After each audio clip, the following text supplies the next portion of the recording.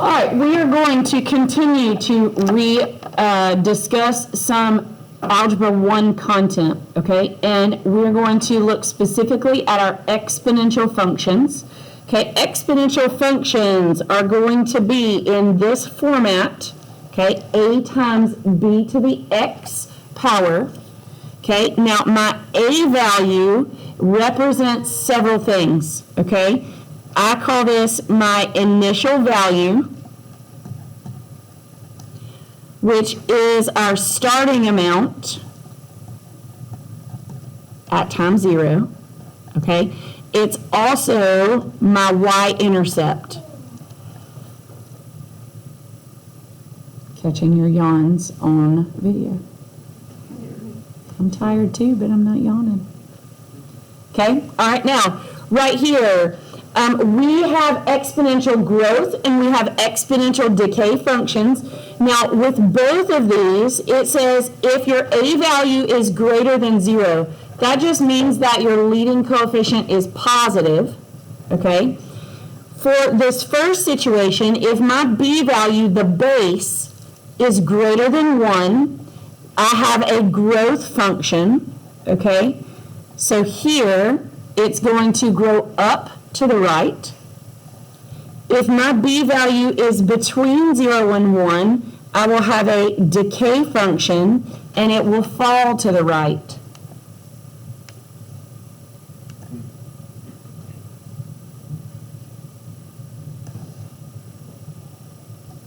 Okay? Now, let's take a look down here at just a very, very basic parent function, okay? Y equals 2 to the x power. This table of values, this represents my inputs. I'm going to show my work here, and then here are my outputs. So if I substitute in -2, we need to remember we are not allowed to have negative exponents. So what I do is I drop that 2 to the -2 power down to the denominator, and that makes it a positive exponent. And 1 remains in the numerator, okay? So this simplifies to 1/4. If I plug in -1, I drop that down to the denominator, and it becomes a positive 1. So that's 1/2.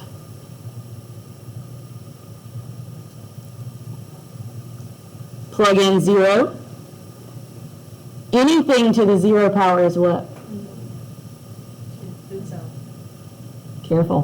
1. It's 1. Yep. Anything to the 0 power is 1. Then I've got 2 to the first power, 2. 2 to the second power, 4. 2 to the third power is 8.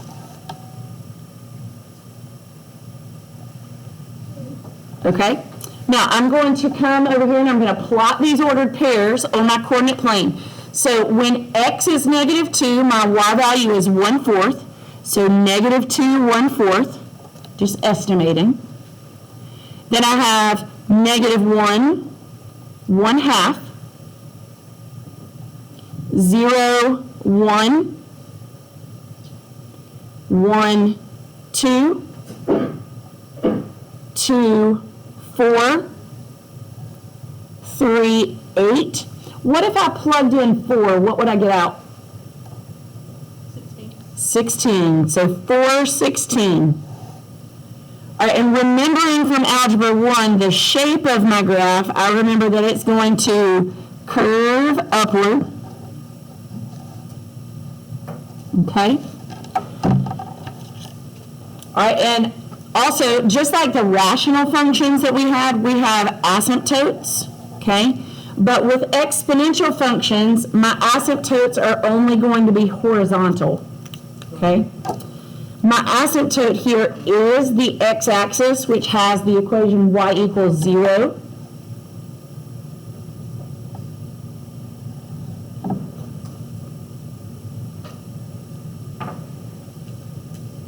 Okay?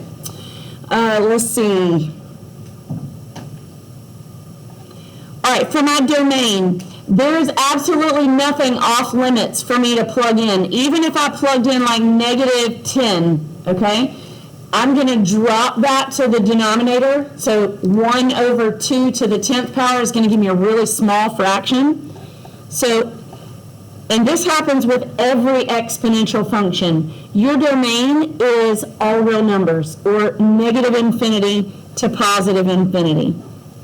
So I'm going to make a note right here that this goes for every exponential.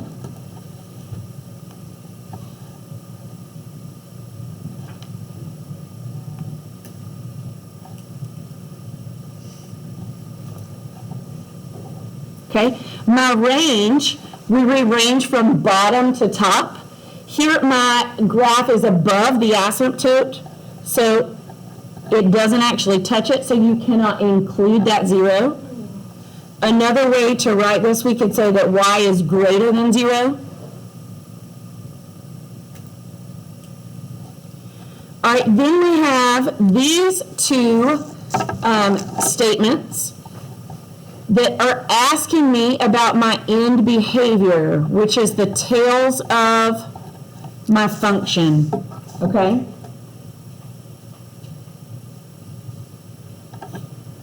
All right, this reads, as x approaches +infinity, that's as x moves to the right. So this is the right side of my graph. Where are my y values going? Up to +infinity.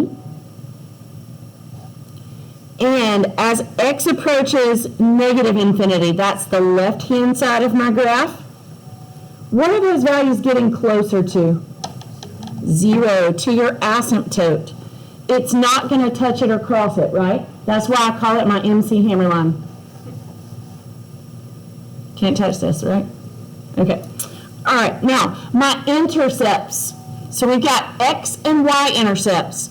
My x-intercepts, what will I say there? None, yeah.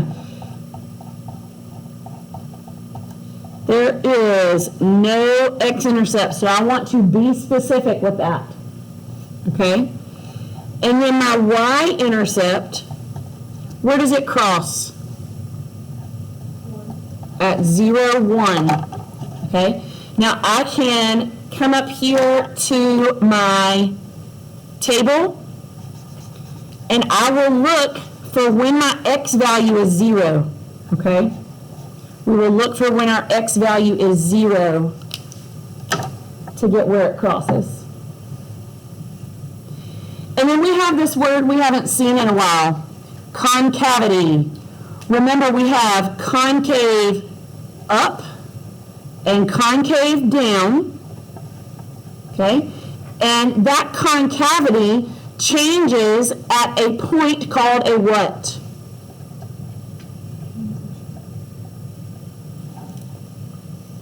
What does POI stand for? Point of inflection, yeah. So right here, this would be concave up, and this would be concave down. What is this graph? The whole thing is concave up. There is no change in direction. Okay? There is no change in direction.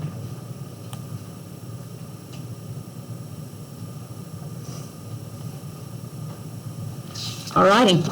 Flip it over, please, and let's talk about how we identify whether something is an exponential function or not. Okay? Alright. How do we know if it's an exponential function or not? I'm going to draw a caution sign because we want to look out for our exponent, or look out for a variable, sorry. Look for the variable.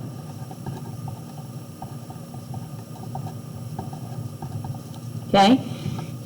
It should be in the exponent. Okay? It should be in the exponent, because exponential functions should be written like so.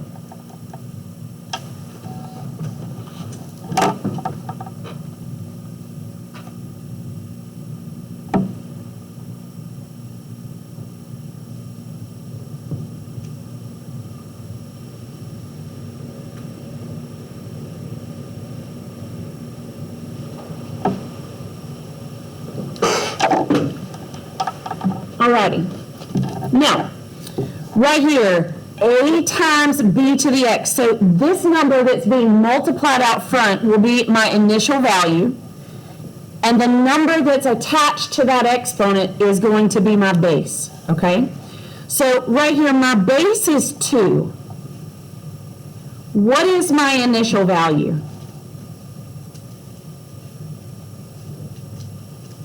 Can't be 0, because if 0 is being multiplied out front, then the whole thing disappears. It should be 1. Do you agree that 1 times 2 to the x is still just 2 to the x? Okay. So right here, I'm going to say that yes, this is an exponential function because it's in the form y equals a times b to the x power. Okay, I'm looking for the exponent to be my variable.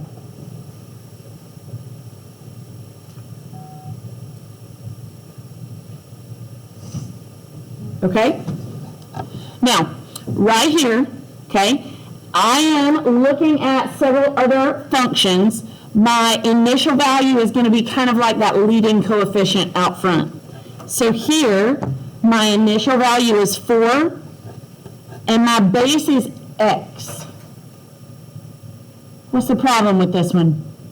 Is the variable where it needs to be? No. Okay, so I'm going to rewrite g of x. What happens here, remember, we're not allowed to have negative exponents. So we're going to drop that x to the negative third power down to the denominator to make that a positive exponent. Okay, so that 4 remains in the numerator. Does anybody remember what function family this fits into? We just talked about them.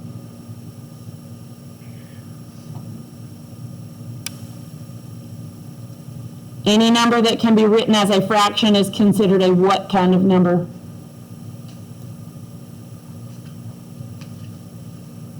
You got some context clues on the wall over there. Yep. Rational. This is a rational function. Okay? This is a rational function. Okay? All right, for the next one, my initial value is 5. My base is e. Now, in Algebra 2 last year, you guys learned that e is no longer a variable. E is a number, okay? E has the value of approximately 2.717, okay? So right here, even though there is a negative up in the exponent, where is my variable? It's up there in that exponent, right? I want to show you that I could take this and I could break off a -1, okay? And then I could take this e to the -1, because that is a number. I can drop the e to the denominator, and I still have my x up there in the exponent. Okay, so right here I am going to say that yes, this is an exponential because it is in the form y equals a times b to the x power.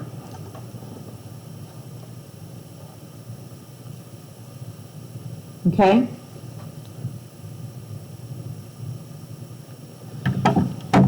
All right, next. Help me fill in the next two. 3 and 4. Okay. What would you say? No, you are correct. All right, y. What is my exponent? An e. And what is e? It's a number. So this right here, if I plug this in the calculator, okay, this is going to give me a number output. Okay. So I'm going to say this is a constant value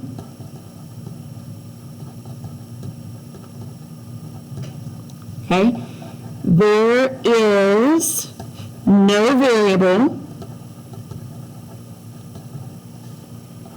because E is a number.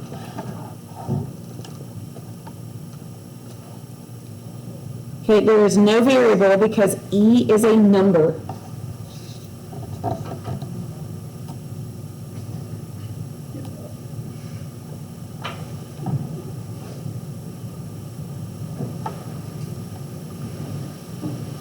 All right. Now, the next two, ask me to simply compute without a calculator, okay? I'm not going to give you ugly numbers to do by hand, okay? So right here, I'm asked to substitute. So I'm going to plug in 2 for x. So this is 6 times 3 to the 2 plus 1 power, which is going to be 6 times 3 to the 3rd power. What's 3 to the 3rd? 27. Now, if I don't have a calculator, I'm going to come over here and I'm going to old school multiply. 6 times 7 is 42. Write down the 2, carry the 4. 6 times 2 is 12, and 12 plus 4 is 16. So f of 2, when I substitute 2 in and I work it out, I get an output of 162. Okay? Now, this is another one.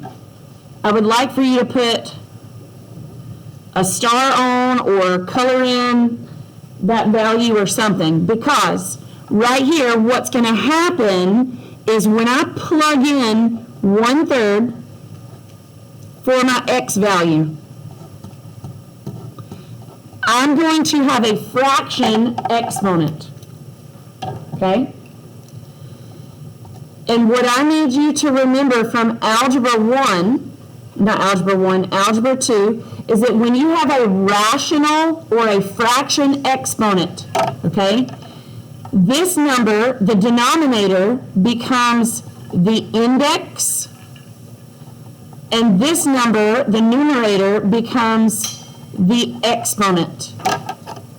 So raising something to the 1/3 power is the same thing as taking the cube root. So I'm going to rewrite this 8 to the 1/3 power as the cube root of 8. What is the cube root of 8? 2. So f of 1/3 is equal to -10.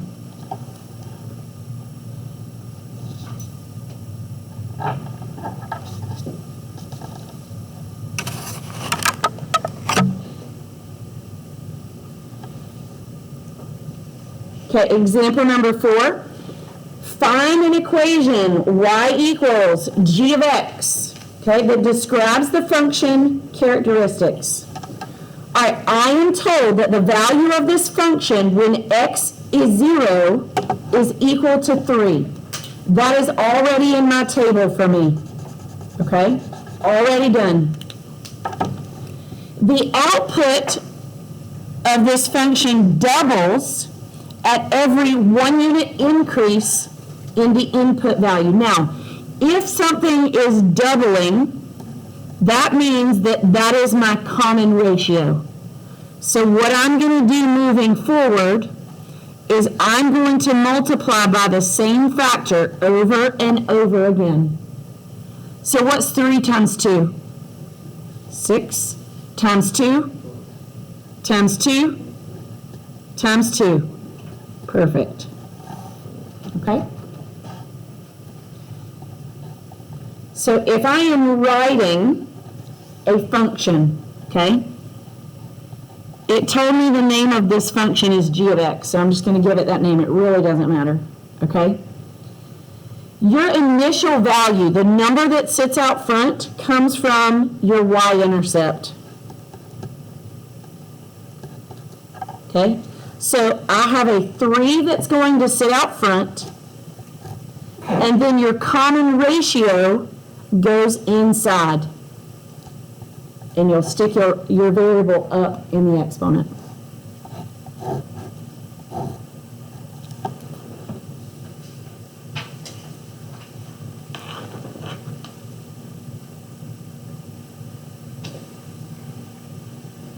Okay? All right. Flip it over, please. Okay, we're going to do the same thing right here. Okay? We're going to determine the formulas for the functions. We're going to write the function, okay? And we're going to find the average rate of change here with respect to the ratio, or with respect to x and the ratio of consecutive outputs. So in other words, I just want to find r for each one. Okay? All right, what am I doing for every single one of these? What am I multiplying by? 2. The other thing I want to do is I want to look in my table to see if I can find where x is 0 so that I get my initial value. My initial value goes out front. My common ratio goes inside. And my exponent is x. What am I doing on B? Careful, not square rooting. You're dividing by 2, right? So if I say that I'm dividing by 2, what am I saying that I'm multiplying by then? 1/2. All right, so that's going to be my common ratio. And I'm going to come here to my table of values. And I'm going to get my initial value that sits out front, so that's going to be 5. Then that's going to be times 1/2 to the x power.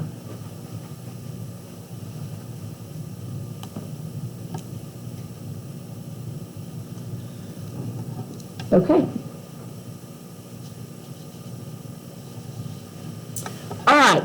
Using these same two functions, let's just point out a couple of characteristics about them, okay?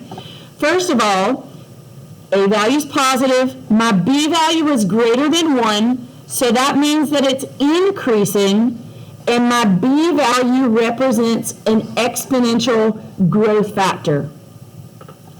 So that graph is going to go up to the right.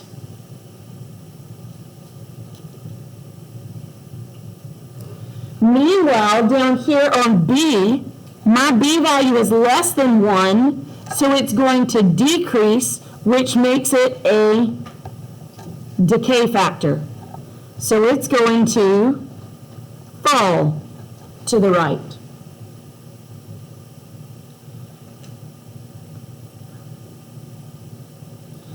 There's two things that I want to draw on my graph. The first, is my y-intercept. For this function right here, my exponential growth function, where does this hit? At 3. And what about this one? At 5. Good. So remember, that value that sits out front tells me what my y-intercept is. Okay? The other thing that I want to draw here is my asymptote. My asymptotes are the same for both of these because they were not shifted up or down. Both of these are on the x-axis, which has the equation y equals 0.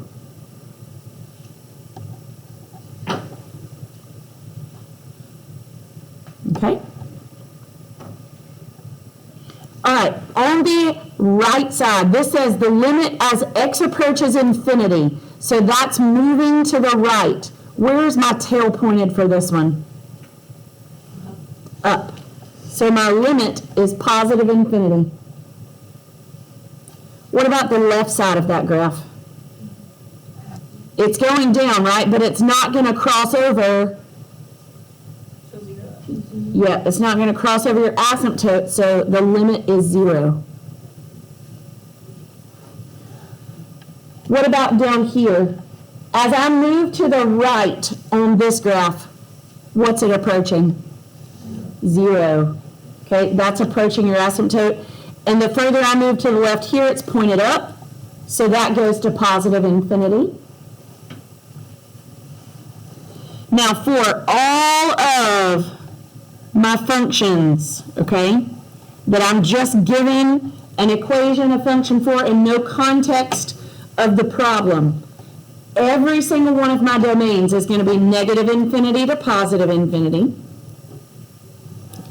And both of these graphs sit above the asymptote. So both of these have a range of 0 to infinity.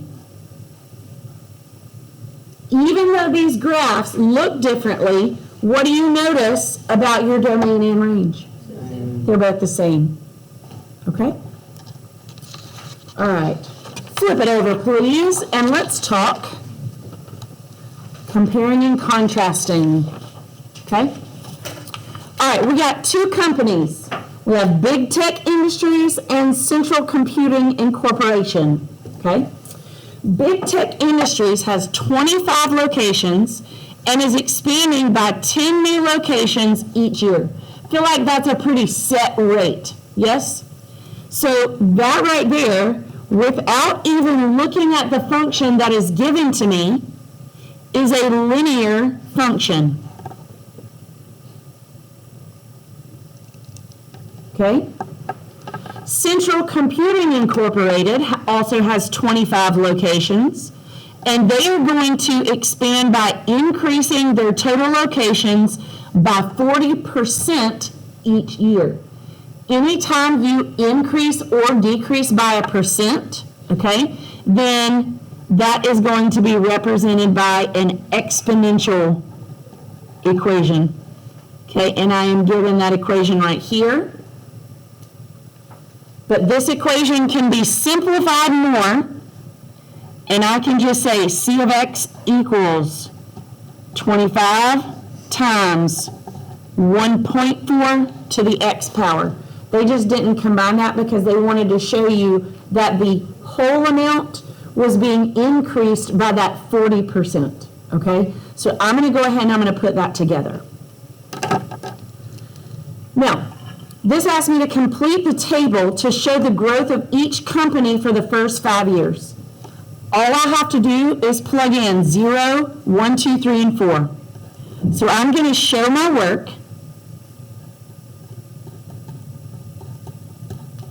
I'm just going to plug this in for right now, and then I'll come back and do all my calculations, okay?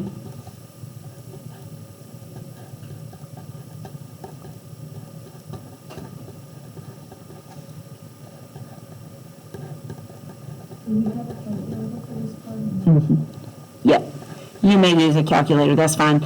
Now on this first part, you should not need a calculator, but with the exponential part, you will need one. Okay, while I'm at it, I'm going to go ahead and I'm going to set this up for Central Computing Incorporated also.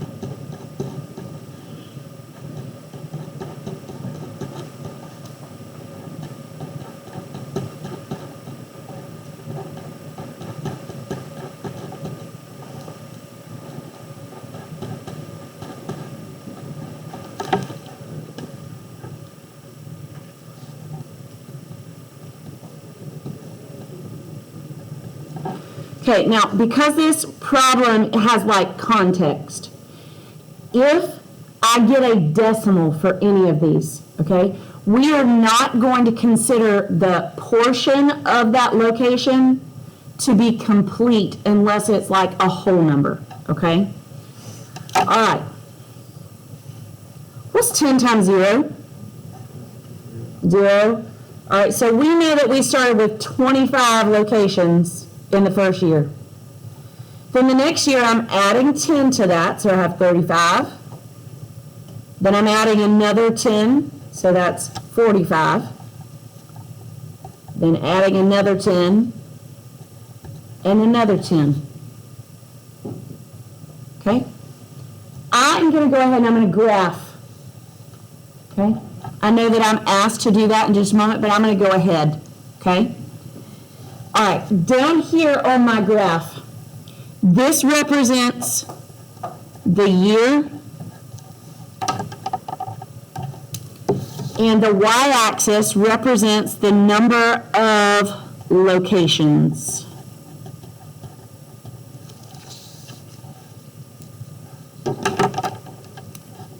Okay? All right. Starting out at 25. After year 1, we have 35. After year 2, 45. 55, 65. Okay, now I'm going to connect my points to show what the trend will continue doing as we move through the years. And I'm going to label that B of X for that company.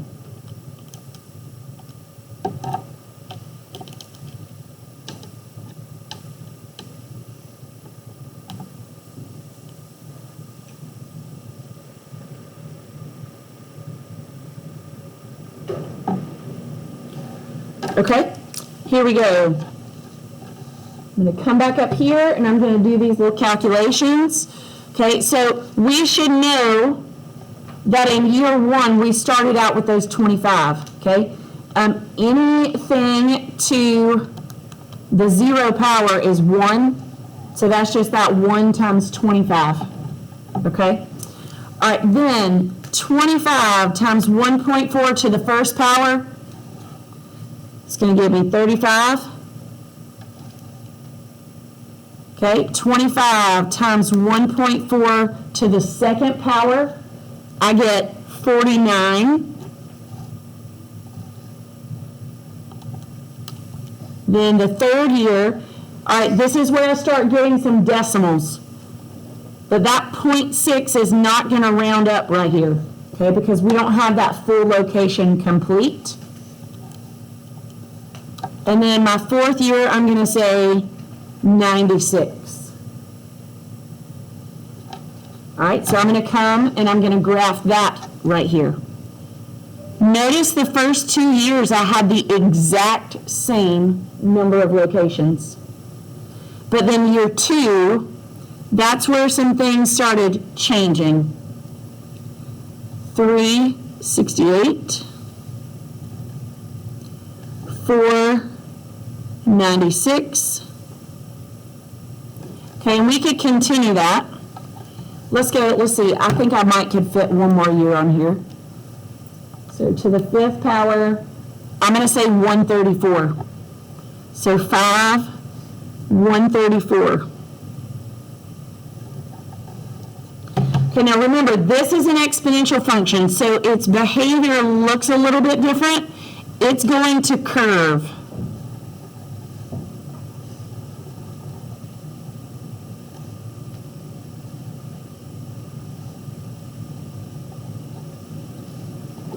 Okay, and I will label this one C of X.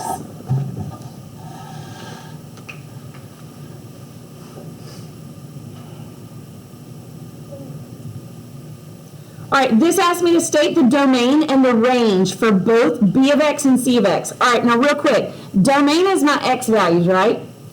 For linear and exponential functions, my domain should be all real numbers, but we're talking years here. Do I have negative years for my company? No. Okay, so for both of these, I'm simply going to say that my domain goes from year 0 onward. And my range, this represents my number of locations, okay? The very first value that I have for both of these is 25. That's the smallest amount of locations that I will ever have had, okay? When do both companies have the same number of locations? Year 0 and year 1. That's when x equals 0 and when x equaled 1. Okay, and then it said, what is the maximum number of locations each company has in 5 years? So that's just asking you to plug in 5 for each one. You'll have 75 locations for Big Tech and Central Computing. We just did that, is going to have about 134. Okay? All right, turn it over, and I want you to make a note that you're going to do 1 through 14 all. You're going to do 15 and 16, 19, 22, and 23 for practice 3.2. Okay? I know that y'all have a lot to do tonight, and that's not 100% your fault. Skip through, hop, skip, and jump through the 3.1 questions, okay? And make sure you bring those questions up. I'll be here after school tomorrow if you want to ask some more questions, okay? Do we have to do all 3.1A? Yes. Ooh.